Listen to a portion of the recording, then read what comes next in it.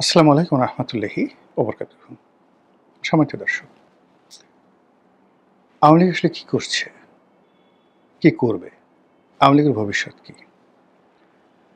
এটা নিয়ে আওয়ামী লীগের লোকজনের যত না চিন্তা, তার চাইতে আওয়ামী লীগ বিরোধী যারা শক্তি, তাদের সারাক্ষণ এক ধরনের মাথা ব্যথা কাজ করছে আওয়ামী লীগকে নিয়ে। আওয়ামী লীগকে নীরব করার জন্য, নিস্তব্ধ করার জন্য, আওয়ামী লীগের গতিপথ রুদ্ধ করার জন্য যা কিছু করা দরকার সব কিছু করা হচ্ছে। যেমন ধরুন, পদ্মা নদীতে বাঁধ দেওয়া হয়েছে। কী বাঁধ দেওয়া হয়েছে? ফারাক্কা বাঁধ। আওয়ামী লীগের ফ্লো যাতে পদ্মা নদী দিয়ে আসতে না পারে, এজন্য উজানে, রাজনীতির উজানে এরকম ১০০টি ফারাক্কার বাঁধ সরকার তৈরি করে রেখেছে। কিন্তু এরপরেও আওয়ামী লীগের জোয়ার, আওয়ামী লীগের ঢেউ সমস্ত সেই বাঁধের যে উচ্চতা সেটাকে অতিক্রম করে তারা রাজনীতির নদী, নালা, খাল, বিল সব টইটুম্বুর করে ফেলছে। কেন কেন কেন? আবার ফারাক্কা বাঁধের সাথে আরও বড় কয়েকটি বাঁধ রয়েছে, যেমন আসওয়ান বাঁধ, খুব বিখ্যাত একটি বাঁধ। এরকম আসওয়ান বাঁধ তৈরি করা হয়েছে তাদেরকে ঠেকানোর জন্য, তারা যেন আসতে না পারে। যেমন প্রকৃতির ভারতবর্ষকে সেই পৃথিবীর সমস্ত আক্রমণ থেকে বাঁচানোর জন্য ৩টি রক্ষা কবচ রয়েছে। একটি হলো হিন্দুকুশ পর্বত, মানে যেই হিন্দুকুশ পর্বতমালা শুরু হয়েছে সেই হিন্দুকুশ পর্বতমালা অতিক্রম না করে কেউ ভারতবর্ষে আসতে পারবে না, খুবই দুর্গম। এবং এই হিন্দুকুশ পর্বতমালা যাকে বলা হয় ভারতের একটা রক্ষা কবচ। তো ওদের আওয়ামী লীগকে ঠেকানোর জন্য জামাত, বিএনপি, এনসিপি, ইনুস এরা সবাই মিলে তাদের আসার পথে বড় বড় হিমালয়, কিলিমানজারো, আল্পস, হিন্দুকুশ পর্বত এরকম অসংখ্য বাধা তৈরি করে রেখেছে। সেই বাধার মধ্যে তারা এখন সরকারিভাবে নিষিদ্ধ, তারা এখন সংসদের আইন দ্বারা নিষিদ্ধ।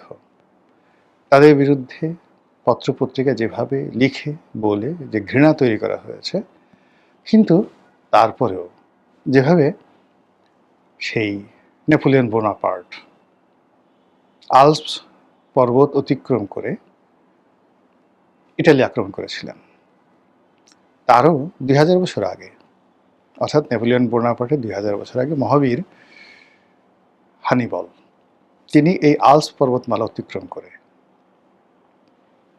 স্পেন থেকে তিনি ইটালিতে এসে উপস্থিত হয়েছিলেন, রোম আক্রমণ করেছিলেন এবং একটা যুদ্ধে ৮০,০০০ লোকে মেরে ফেলেছিলেন। দ্যাট ওয়াজ দ্য, মানে বলা হয়, miserable worst night fair ever made in the decisive battle around the world. তো যাত্রাপথে প্রকৃতি অনেক কিছু তৈরি করে রাখে, কিন্তু যারা এই বাধা অতিক্রম করতে পারে তারা তছনছ করে দেয়। চেঙ্গিস খানের জন্য দুটো বাধা ছিল। একটা হলো তিনি যখন খাওয়ারেজম সম্রাট জালালউদ্দিনের সাম্রাজ্য গুরগাঁও আক্রমণ করেন, তখন পৃথিবীর সবচেয়ে বড় ওয়াল ছিল গুরগাঁওয়ে, ইভেন বেটার দ্যান কনস্টান্টিনোপল। তছনছ করে দিয়েছিলেন তিনি সেটিকে। আরেকটা হলো গ্রেট ওয়াল, চায়নার যে গ্রেট ওয়াল, বহু ধরে, মানে চেঙ্গিস খানের জন্মের ১০০০ বছর আগের থেকে এই গ্রেট ওয়াল নির্মিত হয় এবং সেই গ্রেট ওয়াল দিয়ে পুরো বেইজিংকে মানে ঘেরাও করে রাখা হয়েছিল। আবার সেই গ্রেট ওয়ালের মধ্যে বেইজিং শহর, তার মধ্যে আবার আপনারা যারা বেইজিং গেছেন সেখানে দেখবেন রাজাদের বসবাস করার জন্য যে রাজপ্রাসাদ, এটাকে বলা হয় ফরবিডেন সিটি, নিষিদ্ধ নগরী। এমনভাবে সেটা ওয়েল প্রোটেক্টেড করা হয়েছিল যে ওই নগরীতে কেউ প্রবেশ করতে পারে না, নো ওয়ান এক্সেপ্ট পারমিশন। এই জন্য এটিকে বলা হয় নিষিদ্ধ নগরী। সেই চেঙ্গিস খান যখন বেইজিং আক্রমণ করেছিলেন, তছনছ করে দিয়েছিলেন, গ্রেট ওয়াল থেকে শুরু করে এই নিষিদ্ধ নগরের ওয়াল তছনছ হয়ে গিয়েছিল। এখন আওয়ামী লীগের বিরুদ্ধে যে সকল গ্রেট ওয়াল তৈরি করা হয়েছে, যে সকল নিষিদ্ধ নগরী তৈরি করা হয়েছে, the great wall of Constantinople, the great wall of Gurgaon তৈরি করা হয়েছে, সেইগুলো অতিক্রম করে ছাত্রলীগ জয় বাংলা বলছে, যুবলীগ জয় বাংলা বলছে, মাইরে ফেলাবো, খাইয়ে ফেলাবো বলছে, পোস্টার টানাচ্ছে, মিছিল করছে। মানে এটা কি ধরনের কথা? কেন এরকম হচ্ছে? হোয়াই? আওয়ামী লীগের কি কোনো মা-বাপ নেই? আওয়ামী লীগের কোনো লজ্জা শরম নেই? কোনো ভয় নেই? মানে এরা কেন এই কাজগুলো করছে? এটা নিয়ে আওয়ামী লীগের যারা বিরোধী শক্তি তারা রীতিমতো অবাক হয়ে গেছে। যে প্রকৃতির অনেক প্রাণী আছে, অ্যাটলিস্ট সবারই কিছুটা লজ্জা শরম থাকে, কিন্তু আওয়ামী লীগের কী অবস্থা? এই কয়দিন আগে আমরা তাকে তাড়িয়ে দিলাম, আওয়ামী লীগ নিষিদ্ধ, আওয়ামী লীগ কোনোদিন আর বাংলাদেশে ফিরে আসতে পারবে না। কিন্তু এই এত কিছু করার পর আওয়ামী লীগের কোনো লজ্জা নেই, তারা বুক ফুলিয়ে হাসছে, দেশে দেশের বাইরে কথা বলে যাচ্ছে, তাদের মুখ যেটাকে আমরা রাগ হয়ে বলি চোপা, চোপা বন্ধ করা যাচ্ছে না। তো এই যে একটা অবস্থা, সেই অবস্থার প্রেক্ষিতে 2026 সনে 23শে জুন তাদের একটা, যাকে বলা হয় প্রতিষ্ঠা বার্ষিকী। এখন সরকার বলছে যে এটা তো কোনো দলই না, এর কোনো অস্তিত্ব নেই, কিয়ামত হয়ে গেলে আওয়ামী লীগ ফিরে আসতে পারবে না, এর কোনো নামগন্ধ থাকবে না, বাংলাদেশে শেখ মুজিবের নাম, শেখ হাসিনার নাম উচ্চারণ করার মতো কোনো লোক থাকবে না। কিন্তু এর মধ্যে সেই 23শে জুন আসেনি।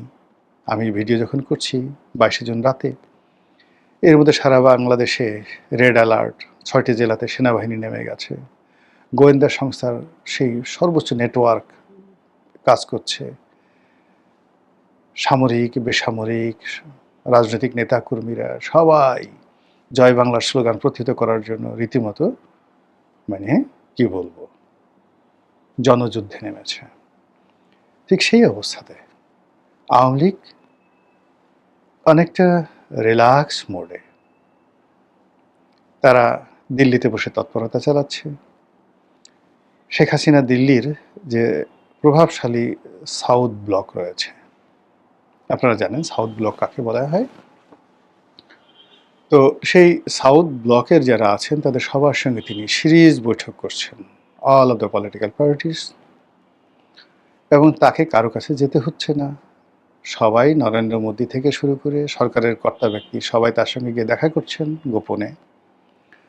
সোনিয়া গান্ধী থেকে শুরু করে অন্যান্য যে সকল নেতা যারা দিল্লিতে যাচ্ছেন, কেউ হয়তো তামিলনাড়ু থেকে আসছে, কেউ হয়তো কলকাতা থেকে আসে, তার সঙ্গে দেখা করছেন। তিনি বলতে গেলে পীরে মা হয়ে গেছেন এখন। মানে তাকে, মানে এটা বলতে মেজাজও গরম হয়ে যায়, রাগও হয়ে যায়, হাসিও পায়।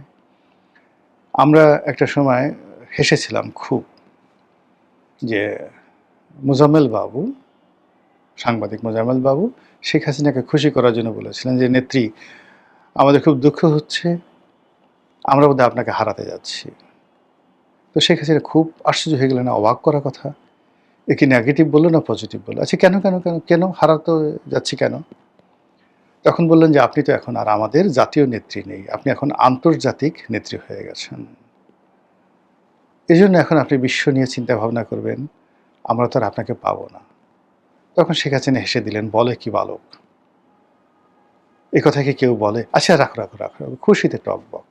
আচ্ছা দেখেন, সেদিন যেটা স্যাটায়ার করে মোজাম্মেল বাবু বলেছিলেন, এখন ঠিক সেম জিনিসটাই ঘটনাটা ঘটছে। আমেরিকা বলছে, আমেরিকান রাষ্ট্রদূত বলছেন আমরা সবার সঙ্গে যোগাযোগ করছি। ফলে তিনি ব্রেন্ট ক্রিস্টেনসেন যে দিল্লি গেলেন, তিনি যে শেখ হাসিনার সঙ্গে দেখা করেননি, আপনাকে বলতে পারবেন দেখা করেননি? ভারতে যারা জয়শঙ্কর ছয়শঙ্কর তারা দেখা দেখা করছেন, সেটা ভালো কথা। আমেরিকান যে সমস্ত লোকজন দল বেঁধে খুব সাম্প্রতিক সময় দিল্লিতে আসছে, এই যে মোসাদের যাকে বলা হয় লোকজন, ইসরায়েলের লোকজন, এখন এই যে যে সকল কথাবার্তা হামাস নিয়ে বলছে, তারা যে শেখ হাসিনার সাথে দেখা করেনি, আপনি কি করে বলবেন বলেন তো? ব্রিটিশ যে রাষ্ট্রদূত সারাহ কুক, তিনি যে শেখ হাসিনার সঙ্গে কথা বলছেন না, দেখা করছেন না, তারপরে আবার তারেক রহমান সাহেবের সঙ্গে দেখা করে কথা বলছেন না, আপনি আমি কি করে জানবো বলেন তো? নরেন্দ্র মোদী শেখ হাসিনার সঙ্গে দেখা করার পর কেন বারবার তিনি 3 থেকে 4 বার তিনি কলকাতাতে এলেন? কেন ভারতীয় সেনাপ্রধান, বর্তমান আগের যে মিস্টার উপেন ছিলেন এবং বর্তমানে যিনি আছেন, কেন বারবার আসাম ত্রিপুরা আসা যাওয়া করছেন? ফলে শেখ হাসিনা ওখানে বসে তিনি কি করছেন দিল্লিতে বসে, এটা সরকারকে জানতে হবে, আমাদেরকে জানতে হবে। না জানা পর্যন্ত আমরা কিন্তু স্বস্তি পাচ্ছি না। ২ নম্বর হলো শেখ হাসিনার ছেলে। সে যে লন্ডনে আছে, এই আমেরিকাতে আছে, সে তো আমেরিকাতে বসে মেট্রোতে চড়ছে না। আগে একসময় তার মা যখন ক্ষমতায় ছিলেন তখন তিনি অনেকটা রিল্যাক্স ছিলেন। কখনো হাফ প্যান্ট পরে শর্টস পরে তিনি বসতেন, তার প্রিয় একটা কুকুর সেটাকে নিয়ে তিনি পোজ দিতেন। বাংলাদেশে আসতেন কখনো, মানে তিনি জাস্ট এটাকে একটা প্লেজার টাইম হিসেবে ব্যবহার করতেন। কিন্তু এখন তো তিনি সেটা করছেন না, তিনি খুব সিরিয়াস। এবং আপনারা জানেন যে পুরো ২০০১ থেকে ২০০৬ সনে আমেরিকাতে মার্কিন যে লবিস্ট গ্রুপটা ছিল আওয়ামী লীগের, এর পুরো লবিস্ট গ্রুপটির নেতৃত্ব দিয়েছিলেন সজীব ওয়াজেদ জয়। তার প্রেক্ষিতে আমেরিকার যে গ্রুপটি, যারা এসে বাংলাদেশের রাজনীতিতে এস্টাবলিশড হয়েছিলেন, তাদের মধ্যে আমি নাম বলি, জনাব অর্থমন্ত্রী মুহিত, আবুল মাল আব্দুল মুহিত, তার ভাই ডক্টর এম এ মোমেন, তার সঙ্গে সঙ্গে যে সকল আমেরিকান লবিস্টের লোকজন রয়েছেন, সেই ডক্টর তৌফিক এলাহি, মশিউর রহমান, ডক্টর মশিউর রহমান এনবিআরের চেয়ারম্যান ছিলেন, এসটি ইমাম, ডক্টর এসটি ইমাম, ওই যে সোনালী ব্যাংকের চেয়ারম্যান ছিলেন যাকে বলা হয় ডক্টর কাজী বাহারুল ইসলাম, ডক্টর আবুল বারাকাত, এই পুরো লোকগুলো যে এই যে আমেরিকান লবিস্টের হয়ে, এরকম অন্তত পক্ষে ১০০ জন, দে আর রিনাউন্ড পলিটিশিয়ান, তারা ব্রুক্র্যাট, আর্মি ব্রুক্র্যাট, সিভিল ব্রুক্র্যাট, সবাই তারা যে গ্রাউন্ড ওয়ার্কটা করেছেন ২০০১ থেকে ২০০৬ পর্যন্ত, ইটস আনবিলিভেবল। এর আমেরিকান পার্টি অ্যাবসলিউটলি নেতৃত্ব দিয়েছেন ওই যে আপনারা যাকে অটিস্টিক বলেন, আপনারা যাকে নিয়ে ঠাট্টা করেন, ট্রল করেন, সেই সজীব ওয়াজেদ জয়। তো সেই ২০০৬-এর পর 1/11 গেল, তারপরে ১৭ বছর তিনি বিশ্ব রাজনীতি দেখেছেন, বিশ্বের যত রাজদরবার দেখেছেন, তারপর বাংলাদেশের প্রশাসন দেখেছেন। যদি আপনি বলেন টাকা পাচার করেছেন, কামিয়েছেন, টাকা নিয়ে তো তিনি বসে বসে সেই টাকা ছিঁড়ে, মানে গাঁজা খাননি বা ছিঁড়ে ফেলেননি, সেই টাকা তার হাতে আছে। তো সব মিলিয়ে এই জিনিসগুলো যে তিনি করেছেন ২০০৬ থেকে আপনি যদি ২০২৪ পর্যন্ত ধরেন, এই যে সুদীর্ঘ সময়, অর্থাৎ আওয়ামী লীগের ১৭ বছর, তার আগের ২ বছর, ১৯ বছর, এই ১৯ বছর জনাব সজীব ওয়াজেদ জয়, তার কি একটা চুলও পাকেনি? তার কি কোনো অভিজ্ঞতা হয়নি? তার কি কোনো বোধ বুদ্ধি হয়নি? এবং সেইগুলো নিয়ে এখন তিনি কি বসে বসে আকাশে তারা গুনছেন আমেরিকাতে?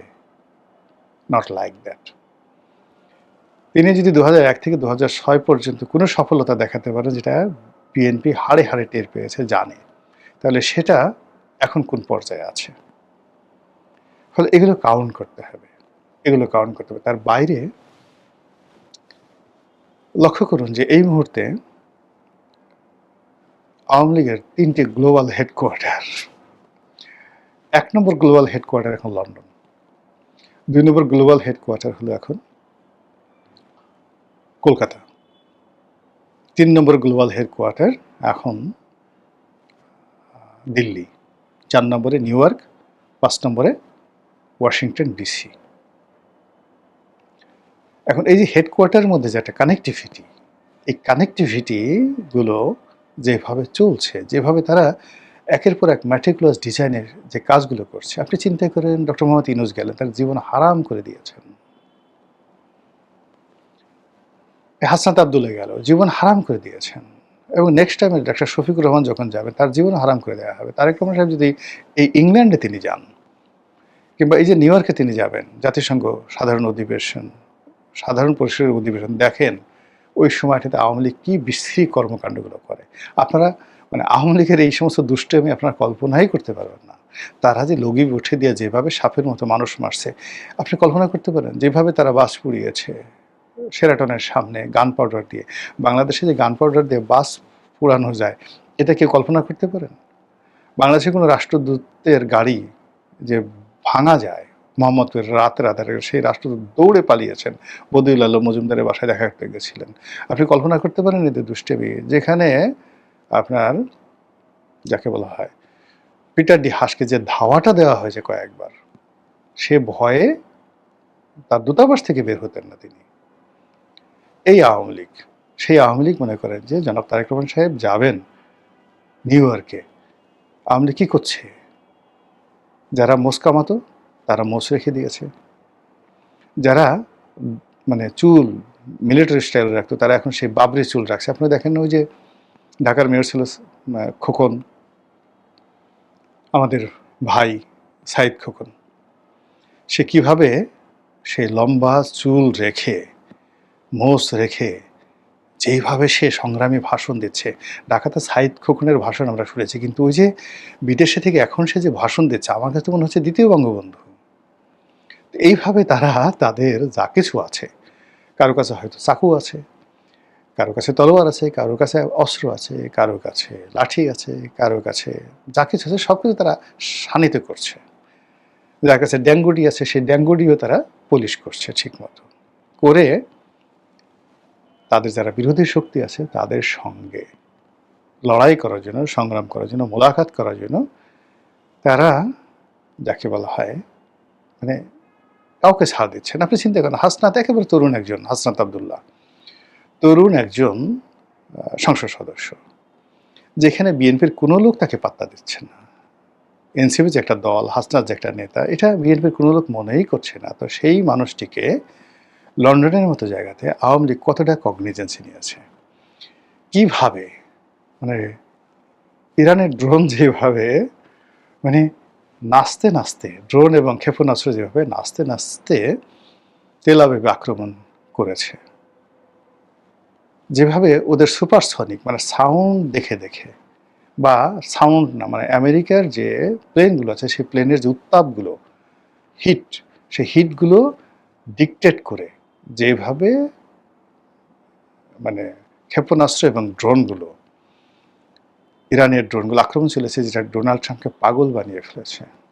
একইভাবে হাসনাত আবদুল্লাহর মতো একজন অনুল্লেখ্য মানুষকে, আওয়ামী লীগের তুলনায় অনুল্লেখ্য মানুষকে তারা যে এফোর্ট দিয়ে লন্ডনে যা কিছু করছে এখন নিয়ে, তাকে মামলা দেওয়া, আসামি করা, তাকে ডিম মারা, তাকে দাবরানি দেওয়া, তাকে দৌড় দেওয়া, হিথ্রো এয়ারপোর্ট থেকে শুরু করে এখন পর্যন্ত তার জীবন যেভাবে তছনছ করে দিচ্ছে, তো তাকে যদি হাসনাতের মতো একটা লোককে পেয়ে যদি আওয়ামী লীগ এভাবে বাটাম দেয়, তাহলে তার সাথে বড় বড় যারা আছেন তাদেরকে পেলে কি করবেন আপনি বোঝার চেষ্টা করেন।